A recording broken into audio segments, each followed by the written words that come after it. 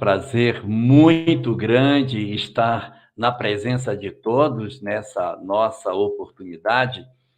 E o nosso tema de hoje é um tema que mexe muito com as nossas questões da atualidade, não é? O espiritismo e a atualidade das questões, dos conflitos políticos que acontecem hoje em torno de nós. E isso nos remete necessariamente a uma pergunta básica. A pergunta é: política e religião podem se misturar ou não? É razoável misturar política com religião? A resposta mais exata para essa pergunta é: depende.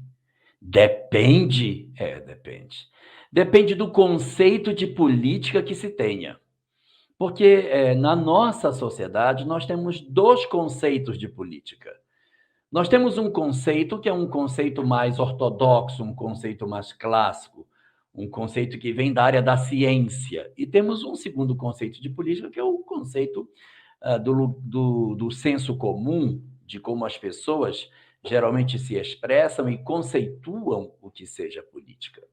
Se nós formos tomar por aquilo que a ciência nos fala sobre a questão da política, o que é política?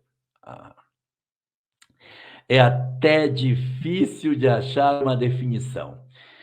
Às vezes a gente encontra algumas obras que tratam sobre isso, mas elas trazem conceitos tão extensos, tão longos, que fica até difícil de se resumir. Mas se nós pudéssemos fazer um esforço nesse sentido, nós diríamos que política é a ciência que visa analisar especificamente a organização da sociedade. Então, é uma área do conhecimento humano que visa entender como que as pessoas devem ou podem se relacionar, o que é saudável ou não que aconteça na relação do homem no sentido do coletivo. Então, é uma visão abrangente e no sentido mais teórico, mais filosófico, aonde política se apresenta como sendo uma face do conhecimento humano que discute a postura do homem em sociedade. Adicionando-se a esse conceito clássico que a gente possa ter do que seja política, nós vamos encontrar um pensamento de Aristóteles, que diz que o homem é, naturalmente, um animal político. Por que é um animal político?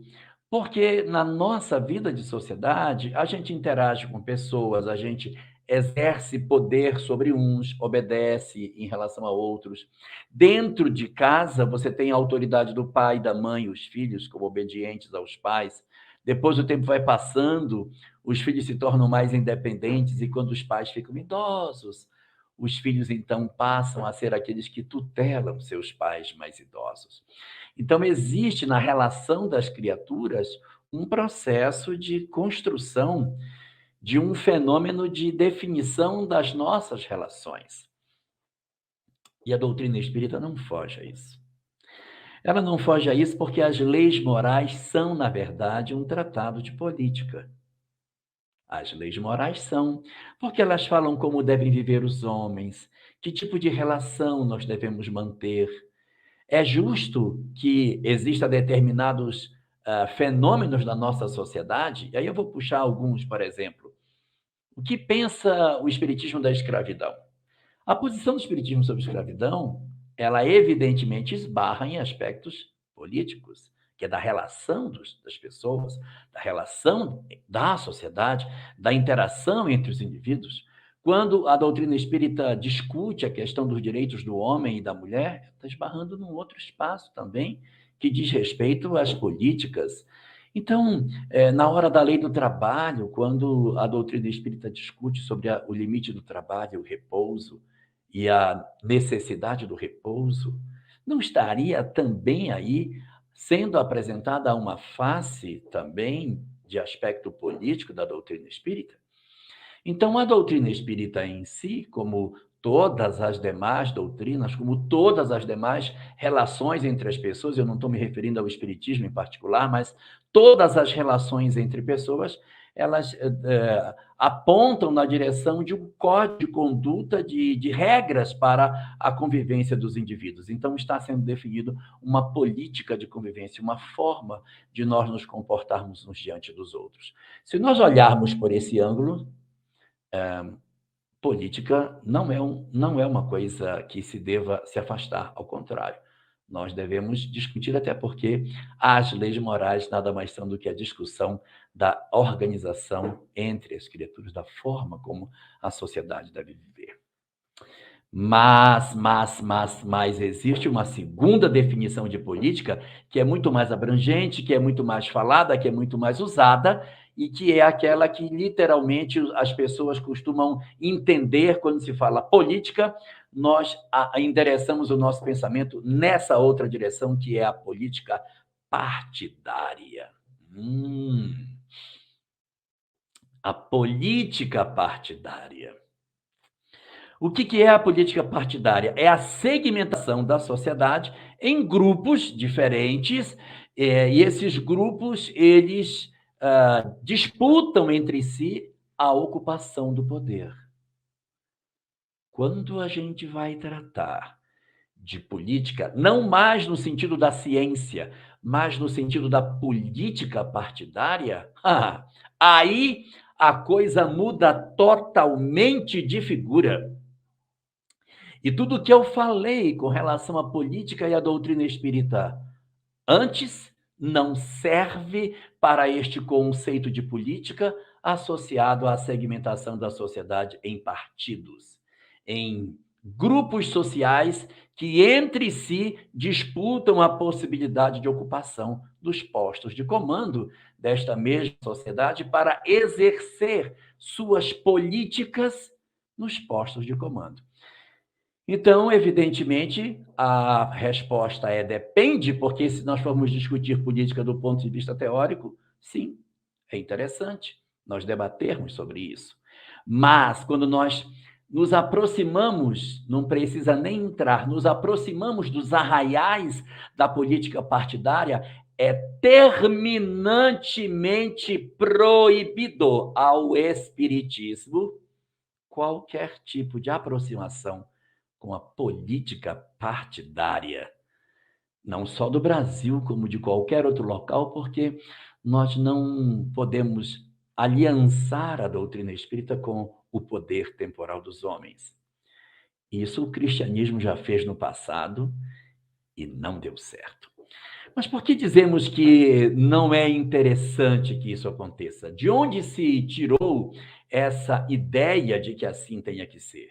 É porque assim está disposto dentro da própria obra doutrinária, assim está colocado pelo próprio codificador na Revista Espírita, assim comentam os espíritos dentro de O Livro dos Espíritos. Sim, dentro de O Livro dos Espíritos encontramos algumas informações muito preciosas para nós sobre essas questões. Existe, por exemplo, uma parte de O Livro dos Espíritos, mais especificamente o final da obra, o último trecho do Livro dos Espíritos. Ele vem, tem a conclusão de O Livro dos Espíritos, a parte final, aonde vai terminar o livro. Você pega o Livro dos Espíritos, vai lá para o final, procura a conclusão, que é muito longa, e vai no último parágrafo da conclusão. No último parágrafo da conclusão, o último período dentro do parágrafo diz assim: jamais os bons espíritos foram instigadores do mal. Jamais os bons espíritos foram instigadores do mal. Jamais aconselharam ou legitimaram o assassínio.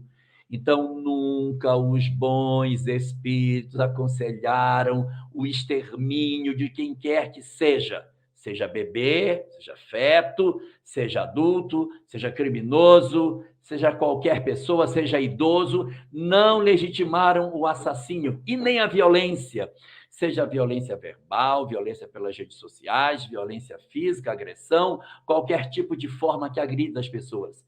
Quem exerce as funções de instigar o mal, de legitimar o assassínio e a violência, não são os bons espíritos, tá? Porque os bons espíritos não fazem esse tipo de atitude, eles não têm esse tipo de política. Então, olha só, eu vou pegar do começo para que a gente retome. Jamais os bons espíritos foram instigadores do mal. Jamais aconselharam ou legitimaram o assassínio ou a violência. E aí vem a parte que mais nos interessa. Jamais estimularam os ódios entre os partidos. Eu vou ler de novo. Jamais estimularam os ódios entre ou dos partidos, nem a sede de riquezas, nem a sede de honras, nem a avidez pelos bens da terra. Deu para ver que os bons espíritos não estão preocupados com a sede de riquezas, com as honras, com a avidez dos bens da terra, com a avidez pelo poder, e nem interessados no ódio entre os partidos? Então, se existe alguém que estimula isso, não são os bons espíritos. Agora, encerrando o livro dos Espíritos, diz: os que são bons, ou seja, as pessoas que são boas, que não estão ligadas a essas práticas de ódio, desamor, violência, assassínio, sede de riquezas, avidez pelos bens da terra, os que são bons, os que são humanitários, ou seja, que gostam de pessoa e que são benevolentes para com todos. Eu disse benevolente para com todos. Esses são os seus prediletos de Deus e os prediletos de Jesus, porque seguem a estrada que este lhes indicou para chegarem até ele. Síntese do texto: os bons espíritos nunca estimularam a violência, o desamor e a divisão entre as criaturas. Se alguém está fazendo isso, não são os bons espíritos. Observemos o que fala Kardec na Revista Espírita, de fevereiro de 1862. Reparem que em 1862 não havia ainda sido publicado o Evangelho segundo o Espiritismo. Então, as ideias morais ainda estavam embrionárias, a gente ainda não tinha uma distensão mais objetiva dos conceitos morais com relação à doutrina espírita. Era tudo ainda muito novo, havia 5 anos que o Livro dos Espíritos havia saído. Mas olha o que Kardec escreve na Revista Espírita de fevereiro de 62. Devo ainda vos chamar a atenção para outra tática de nossos adversários, a de procurar comprometer os espíritas, induzindo-os a se afastarem do verdadeiro objetivo da doutrina, que é o da moral, para abordarem questões que não são de sua competência. Estão vendo só?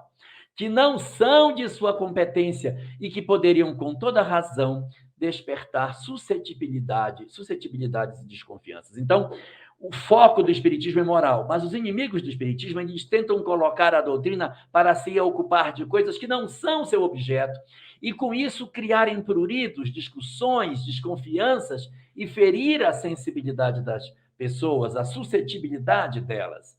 E aí Kardec avança nessa discussão sendo mais claro no que ele quer dizer. Olha o que ele fala: também não vos deixeis cair nessa armadilha. Afastai cuidadosamente de vossas reuniões tudo quanto disser respeito à política e às questões irritantes.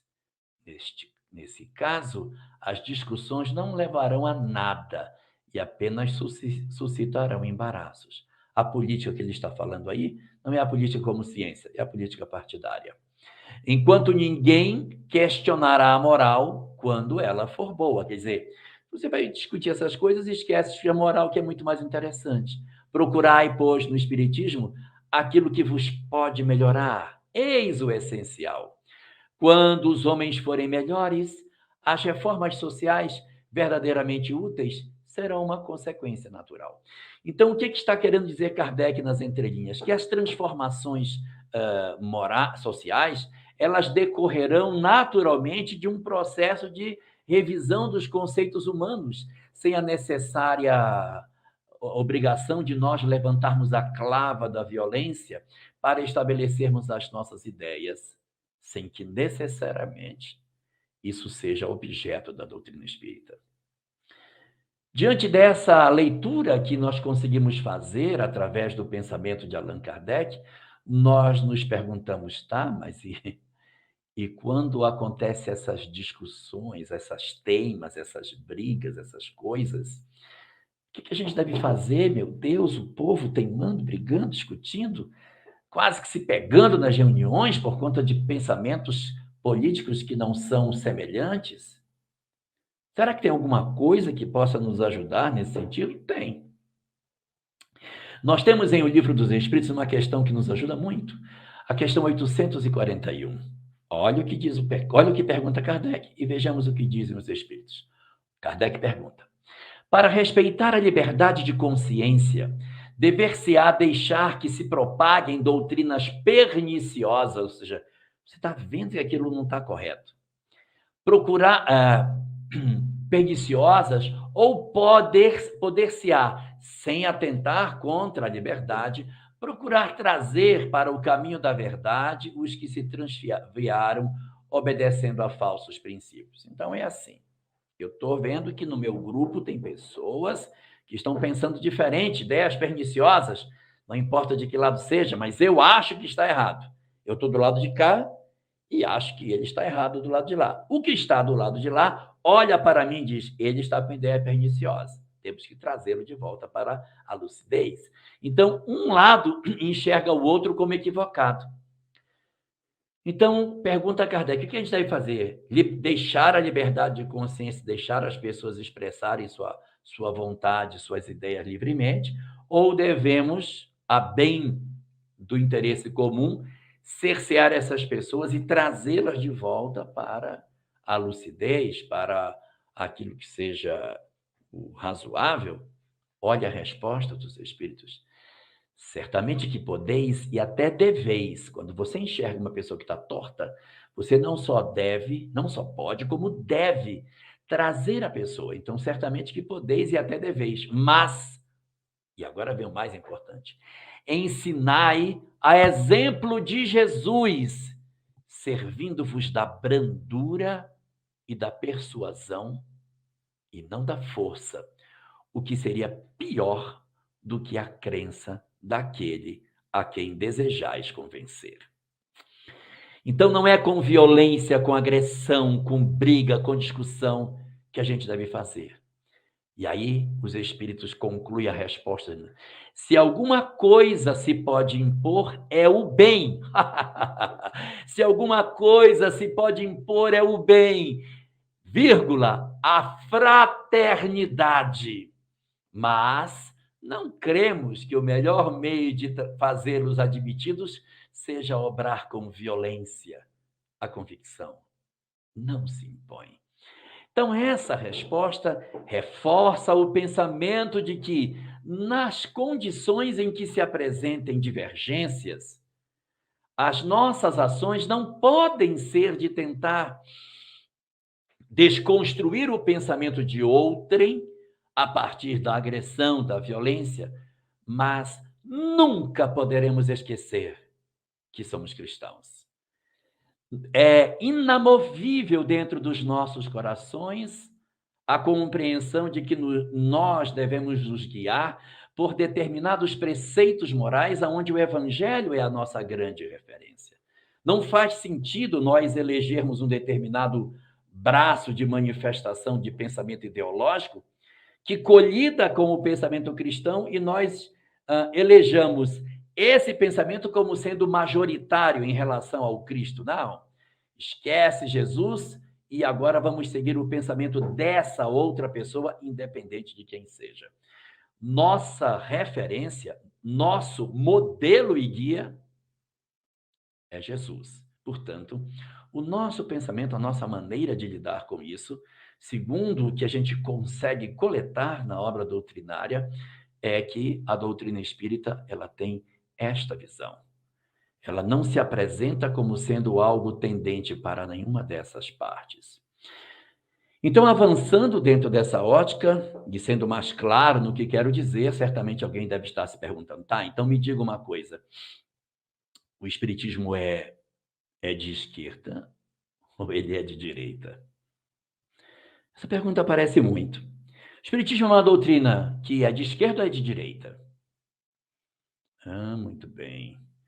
A primeira coisa que a gente precisa saber é o que é a esquerda e o que é a direita, porque tem havido muitas ideias que têm surgido e que não faziam parte, e na verdade não fazem, da essência do pensamento de nenhum desses dois lados.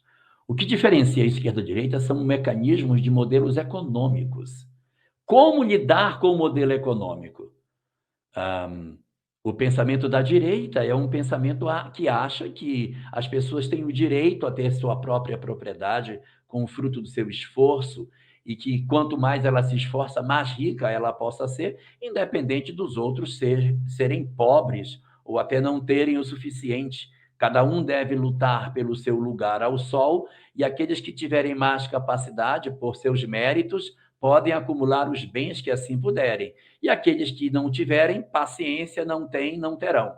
Mas é necessário dar a liberdade ao homem de conseguir construir a sua própria riqueza e defender essa riqueza contra aqueles que possam querer tomá-la, considerando que o esforço, o trabalho deve ser recompensado e, portanto, cada pessoa deve ganhar de acordo com o esforço que faz, com a sua inteligência, com a sua capacidade de produção, e isso é um resultado do meu trabalho.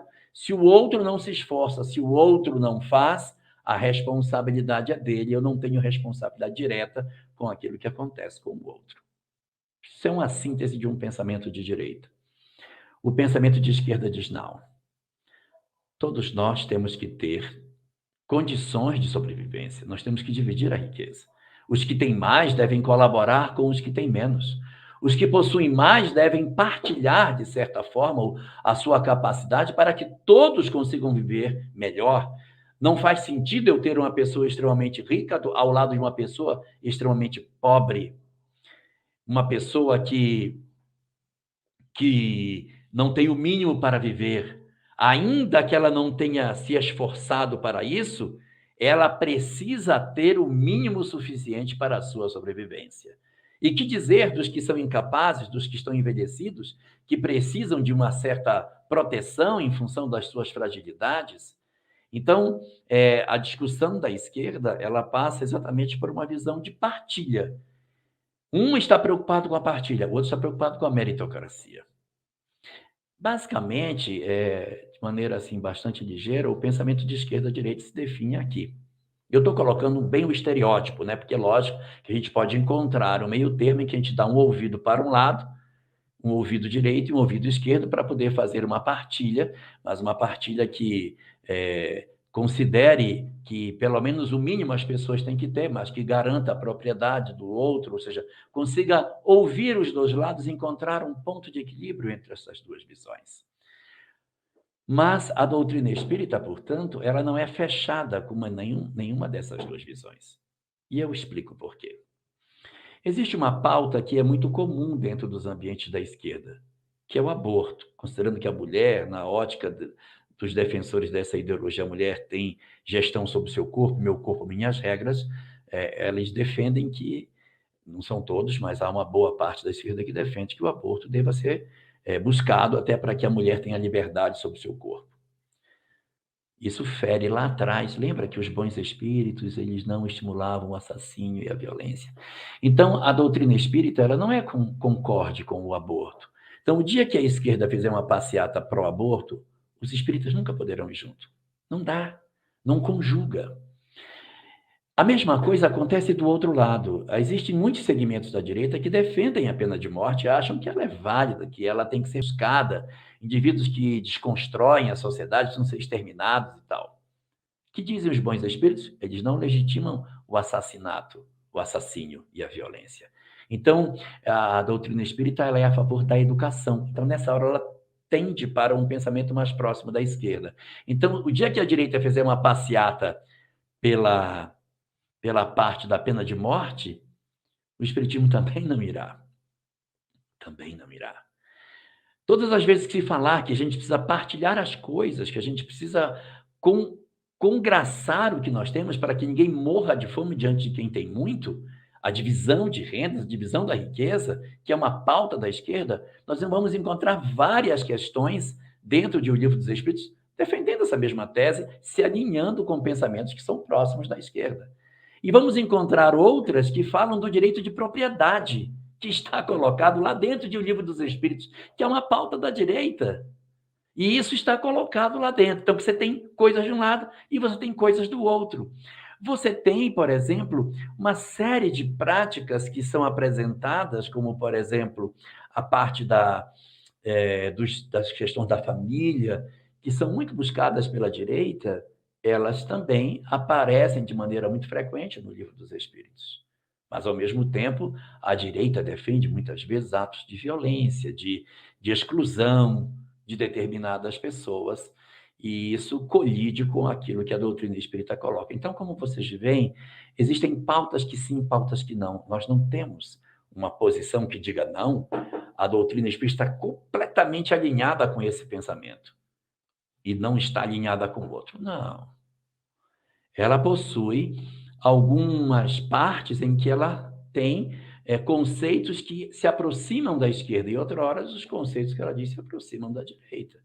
Porque ela não está, na verdade, nem na esquerda e nem à direita. A doutrina espírita não é esquerda, não é direita, porque ela é de cima e, portanto, ela não pertence às contingências humanas. A doutrina espírita nunca se alinhará com os fenômenos da promiscuidade que são buscados por alguns segmentos sociais de hoje. A promiscuidade nunca fará parte dos códigos de conduta apresentados pela doutrina espírita. Assim como também a destruição de templos religiosos, esse processo iconoclasta de destruição da fé, não encontrará eco dentro das partes que a doutrina espírita esposa. Como também não haverá, dentro do corpo que os espíritos nos propõem, esses processos de aproximação do homem dos fenômenos de uma liberdade excessiva que oferece a eles uma proximidade com as drogas, com uma série de condutas que nós reconhecemos no mundo espiritual como sendo nocivas. Quando nós observamos os resultados que colhemos no mundo espiritual pelos vícios que temos na Terra, não dá para nós abonarmos vícios do lado de cá. Então, determinadas pautas que são apresentadas e que são oferecidas, de repente, como sendo até uma novidade do ponto de vista político, porque elas não constituem raiz do pensamento nem da esquerda e nem da direita. Se você for olhar na história, você não vai encontrar a promiscuidade, a liberação de drogas ou coisas semelhantes no histórico do pensamento da esquerda. Nós temos algumas movimentações hoje que são nesse sentido, mas elas não constituem esse pensamento. Elas não fazem parte de verdade do esteio do pensamento daqueles que consideram que a divisão de rendas precisa ser partilhada. Mas isso tem a ver com a doutrina espírita. E o que é que a gente poderia encontrar de orientação para o movimento espírita? Que é diferente. A doutrina é o pensamento filosófico, a estrutura filosófica do espiritismo. Agora, quando a gente vai para o movimento espírita, que é a organização dos homens para a divulgação dessa mensagem, dessa doutrina, que orientações a gente consegue encontrar nas diversas obras doutrinárias? Bom, a primeira de todas elas, e não poderia ter outra, é que cabe ao movimento espírita seguir a doutrina espírita. Então, o que aponta a doutrina espírita? O movimento espírita precisa alinhar-se com isso. Portanto, o movimento espírita não pode ser partidário. O movimento espírita não pode fazer eleição por partido político. Em outras palavras, não pode também sequer existir um partido de espíritas. Eu me filiei no Partido dos Espíritas. Os espíritas não constituirão um partido político. Eles estarão, mas diluídos nos diversos partidos. Mas um partido de espíritas não faz muito sentido, porque o movimento espírita deve se manter apartidário dentro dessas questões. Qual é o resumo disso? Não se pratica política partidária dentro da casa espírita. O que significa não praticar política partidária dentro da casa espírita? Significa que nós nem defendemos e nem atacamos quem quer que seja. Nós não utilizamos o espaço da casa espírita para defender partidos, ou atacar partidos, ou defender pessoas, ou atacar pessoas. Mas por que isso? Olha lá em cima o que a gente leu. Dá uma lida lá em cima. Os bons espíritos jamais estimularam a violência, nunca legitimaram o assassínio, a posse das riquezas, a ambição pelos bens da terra. Então, não se pode fazer, dentro da casa espírita, alusão às políticas partidárias que existem do lado de fora da casa espírita. Não se traz para dentro da casa espírita esse tipo de discussão. Não se utiliza a tribuna para fazer qualquer menção, positiva ou negativa, à política partidária. Não se distribui objetos que se refiram a um partido específico. Não se promove nenhum tipo de corrente, de divulgação, de publicação que atrele o espiritismo, o movimento espírita ou qualquer casa espírita que seja a qualquer partido. O movimento espírita não deve se aproximar. Não faz parte dos nossos códigos de conduta, ou seja, não faz parte da política espírita envolver-se em política partidária. Não é política espírita isso. Então, isso não significa dizer que a gente vai ser alienado. Significa que a tribuna espírita ela é sagrada e ela não poderá servir. Às vezes a gente tem até nossas predileções pessoais, mas nós não podemos expor essas nossas predileções num ambiente sacralizado, que é a tribuna espírita, aonde as pessoas estão indo porque perderam seus entes queridos, estão com depressão, estão querendo uma explicação, estão apunhalados de dor, estão em busca do espiritismo consolador, e eu uso a tribuna para trazer as questões intrigantes. Vamos reler Kardec para não dizer que a ideia é minha. Ele falou, não fui eu que disse. Vamos ler aqui Kardec. Eu vou reler. Kardec diz assim: afastai cuidadosamente das vossas reuniões tudo quanto disser respeito à política e às questões irritantes. Então, se é uma questão irritante, não traga. A mãe perdeu o filho por suicídio, ela quer saber de política, então não traga política partidária para dentro do movimento espírita. Não faz o menor sentido.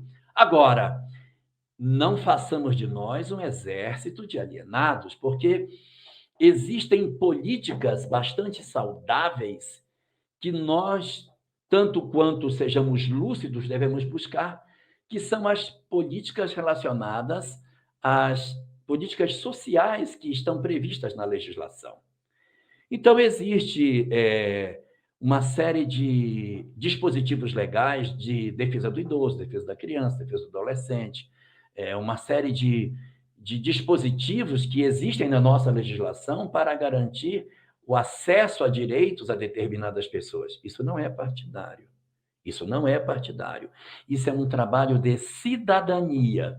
E quando nós estamos vinculados a trabalhos de cidadania, é razoável que a gente faça isso, sem que nós venhamos a transpor a fronteira muito clara de fazermos eleição de partidos em particular. Mas as políticas, do ponto de vista das políticas públicas que devem ser aplicadas na sociedade, elas não só podem, como devem ser buscadas. Por quê? Observemos o que fala Allan Kardec na Revista Espírita de 1863, mês de dezembro. Allan Kardec diz que o movimento espírita passaria por 6 fases. 6. E aí ele vai descrevendo as fases, até que ele fala do 6º e último período. Eu vou ler o que ele diz do último. O 6º e último período será o da renovação social. Estão vendo? Renovação social. Ele não está discutindo. Porque ele diz que o 4º período é o religioso. Depois virá um período intermediário, que é uma transição para o último período, o período da renovação social, em que o Espiritismo se entenderá como isso. Olha só, o sexto e último período será o da renovação social, que abrirá o século XX. Ele acreditava que no século XX isso aconteceria. Não aconteceu. Nessa época, todos os obstáculos à nova ordem de coisas desejadas por Deus para a transformação da Terra terão desaparecido.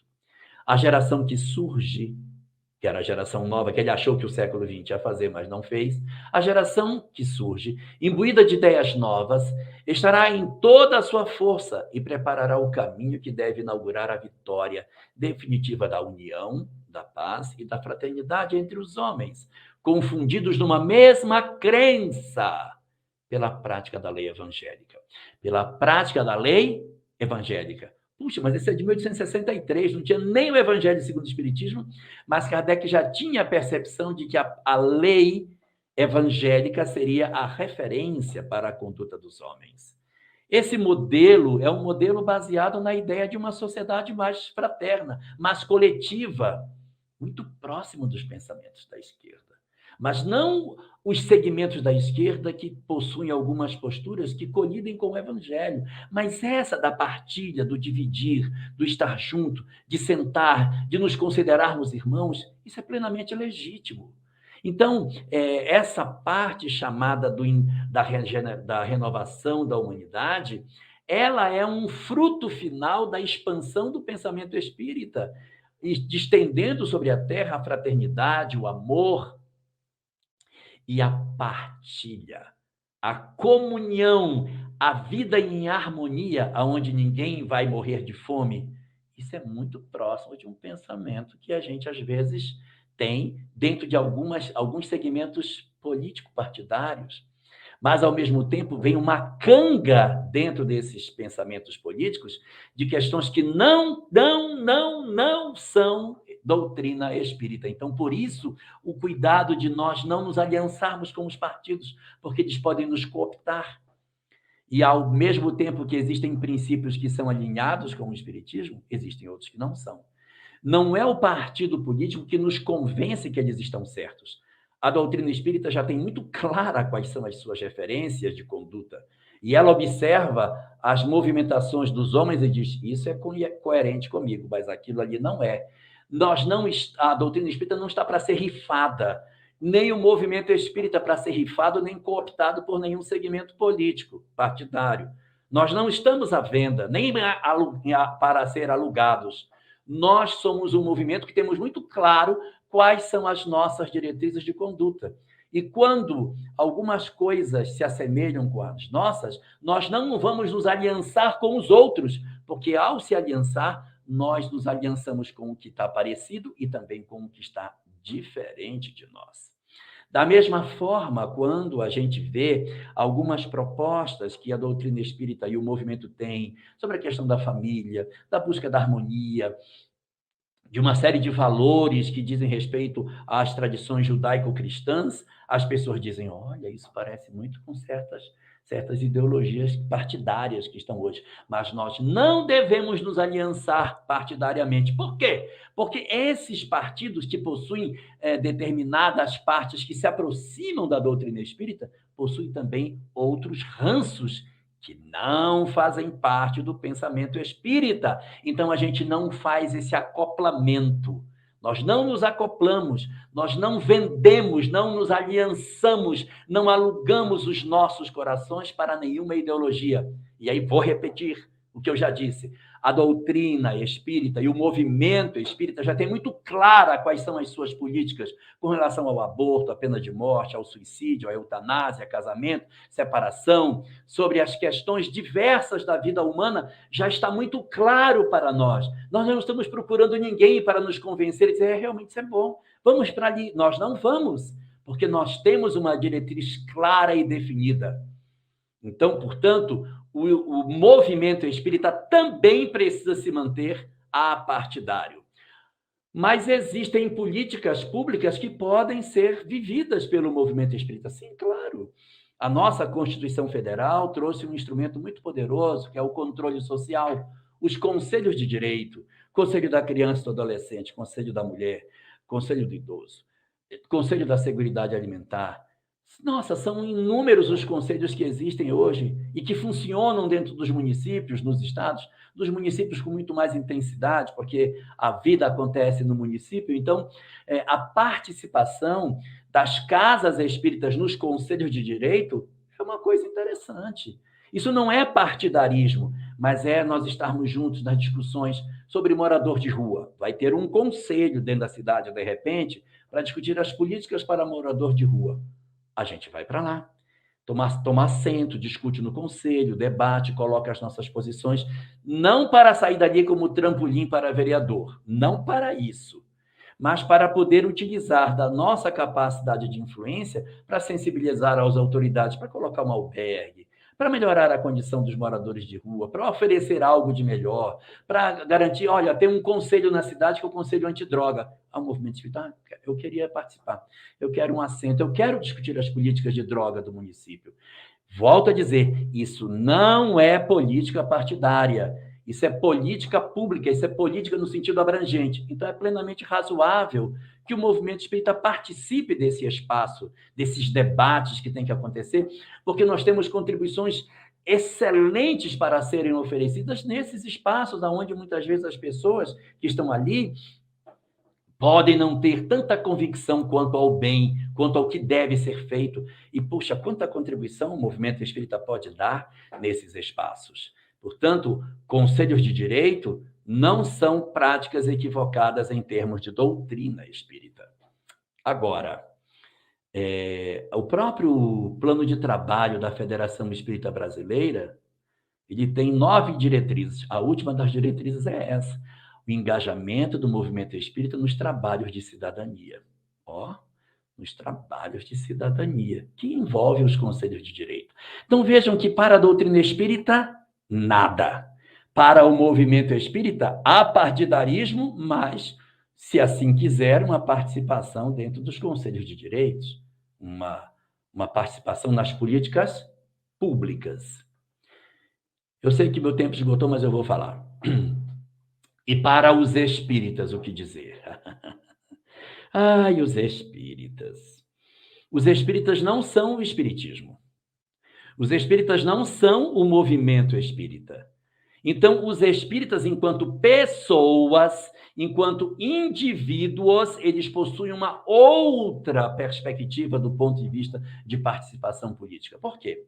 Porque aos espíritas está plenamente facultado o engajamento político partidário deles. Sim, claro, os espíritas podem se filiar, podem concorrer, podem se eleger, podem ser políticos grandes ou pequenos. Nós temos vários personagens do movimento espírita que participaram da política do país, e isso não os denegriu. Então, portanto, nós não podemos ter a leitura de que o movimento espírita, o espírita não pode ser... Pode. Eu não disse deve, eu disse pode. E por que pode? Porque existem pessoas que não têm pendor político. Aí você vai forçar a pessoa que não tem pendor político a participar de política? Eu não gosto. Então não vá, meu filho. Se você não gosta, não vá. Tem muitos lugares para você exercer a sua influência na sociedade. Mas, se você gosta, vá. Vá, entregue-se, participe, se filie no partido, se candidate, concorra, se eleja e trabalha em prol do coletivo. Então, se você tiver pendor político, vá em busca dos seus sonhos. Engaje num partido político e vá trabalhar. Mas olha o que eu estou dizendo, vá vocêzinho, você vai para lá e vai participar do movimento. Mas é você que vai para lá. Agora, sempre que nós nos aliançarmos a um partido político, nunca esqueçamos, nós não somos, se assim fizermos, um político espírita. Nós somos um espírita político. Porque a primeira definição que nós temos que ter é que somos espíritas. Então, em tudo que eu faça, em tudo que eu atue na vida política, na vida pública, exercendo um cargo público, eu nunca posso esquecer que, antes de qualquer coisa, eu estou ali a bem do coletivo. Eu não posso colocar alguma outra ideologia acima daquilo que eu já conheço como sendo verdade. A doutrina espírita tem que estar acima das outras coisas. Portanto, os valores partidários não podem se colocar acima dos valores espirituais que nós conhecemos. A participação política dos espíritas é para que eles sejam espíritas lá, ou seja, para que nós levemos o espiritismo para a política e nunca trazer a política para dentro do espiritismo. Infelizes de nós se formos lá, tomarmos esse conhecimento e depois voltarmos para dentro dos arraiais espíritas para querer contaminar as pessoas com as minhas ideologias que eu trouxe do lado de lá. O movimento espírita não possui nenhum outro líder que não seja Jesus. Ninguém, mas ninguém mesmo, pode se colocar em condição de ser uma referência de proposta de conduta para nós.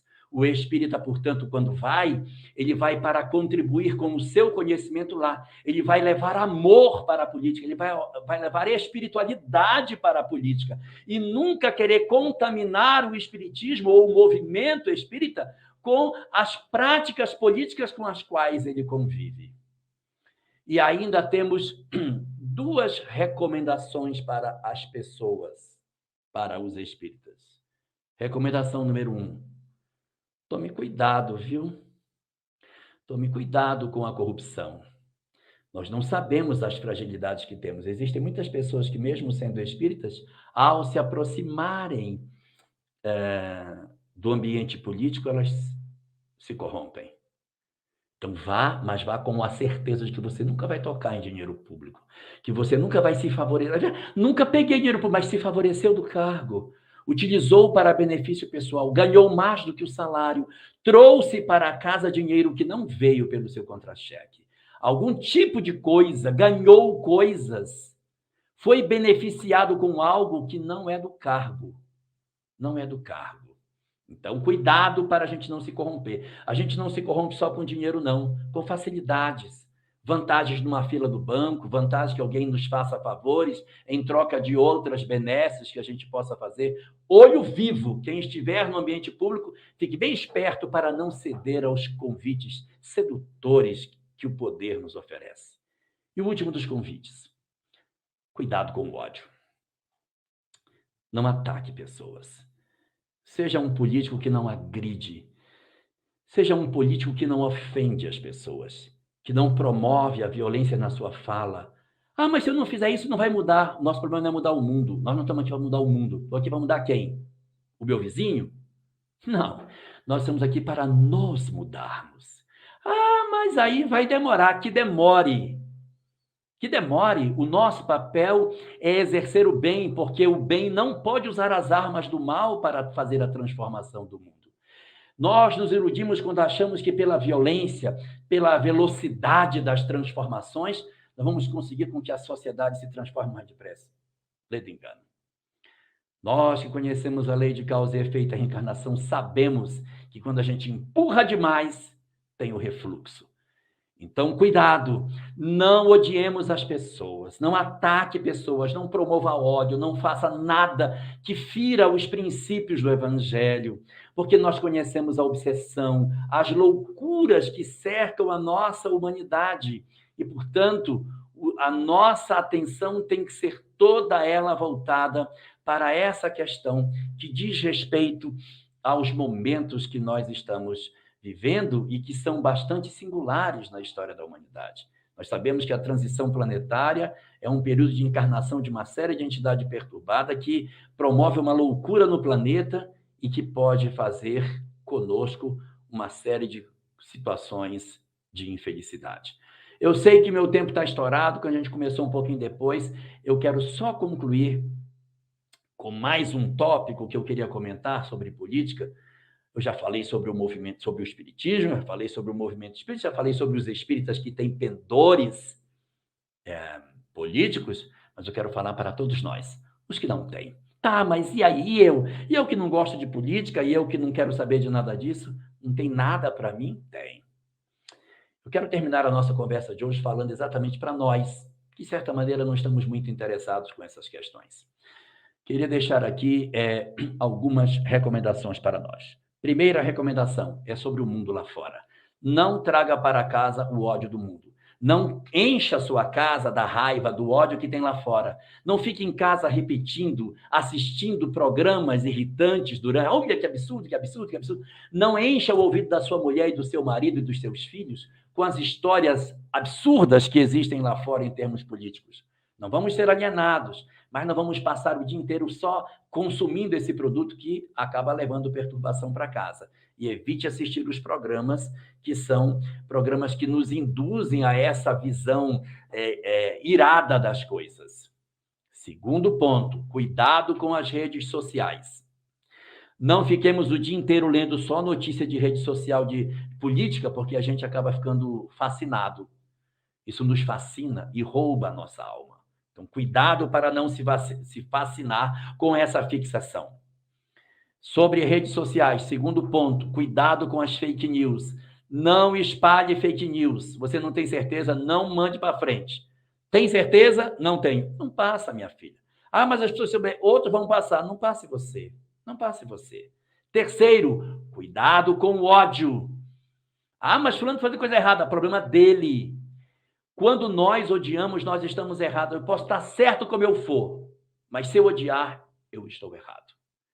Quarto, cuidado com as piadas que a gente espalha com relação a pessoas que a gente nem conhece, denegrindo as pessoas, humilhando, falando mal delas, expondo imperfeições que nós nem sabemos se elas têm. E, por fim, sobre os grupos. Os grupos que a gente participa, se for grupo de família e tiver muita briga, silencia. Se não for de família, for só de amigos, sai. Se tiver muita confusão, sai. Não vai fazer falta para você. Saia das brigas, das discussões, das questões irritantes. Terceiro ponto sobre isso, os relacionamentos. Não destrua suas amizades por política. As suas opiniões não vão mudar os outros que já sabem o que pensam. Não destrua sua família por política.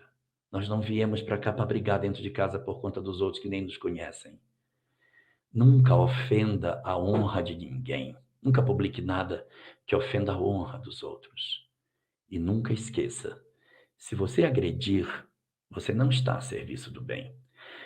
Às vezes as pessoas pensam, sim, mas e quem está certo? Quem está certo é a esquerda ou a direita? Tudo bem, o espiritismo não é a esquerda nem a direita, mas quem está certo? Quem está certo é quem não odeia. Se eu sou direita e eu odeio, estou errado. Se eu sou esquerda e eu odeio, eu estou errado. Porque o ódio não faz parte do pensamento dos bons espíritos. O ódio é o partido dos obsessores. Eles estão estimulando um lado e o outro. Briguem, briguem, briguem. O que eles querem é que nós briguemos. Eles não querem que a gente senta e diga o que você pensa é correto, viu? Isso está certo.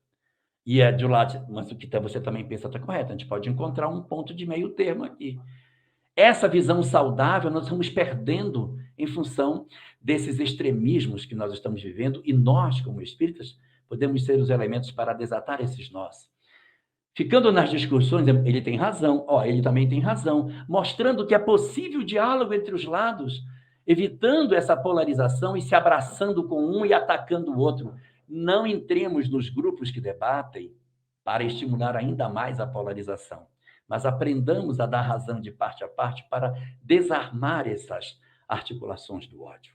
E, por fim, nunca esqueça, preserve sua casa.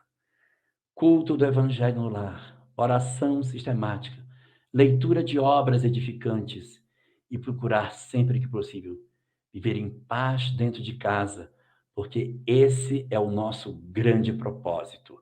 Nós podermos viver em sociedade, vivermos em família, exercendo as nossas predileções sem atacar ninguém. Se eu, para defender a minha ideologia, eu precisar ferir outra pessoa, não tenha dúvida. Ainda que o seu propósito seja bom, você está errado. Porque nunca se poderá defender uma ideia correta querendo agredir as pessoas. De onde eu tirei essa ideia? Dá uma olhada para as cruzadas. Você acha que é certo, em nome de Jesus, matar as pessoas? O que estamos vivendo hoje é uma nova edição das cruzadas, em que determinados indivíduos, a pretexto de defenderem o bem, como defendiam Jesus no passado, estão dispostos a matar. Não caiamos nessa cilada que nós já caímos historicamente no passado. Nós não estamos numa nova cruzada. Nós estamos hoje para construir a sociedade da harmonia, em que a gente tem que ouvir um lado e ouvir o outro, não para nos convencermos de um e do outro, porque nós já temos o nosso convencimento. O Espiritismo já tem a sua bússola, mas é para dizer àqueles que nos circundam que alguns deles possuem pontos que são aproximados da doutrina espírita e outros possuem também esses pontos. E assim, seguindo pela trilha do equilíbrio, nós conseguiremos chegar a bom termo, lembrando sempre que os bons espíritos não estimulam os ódios entre os partidos, porque o partido dos obsessores é promover o ódio entre as criaturas.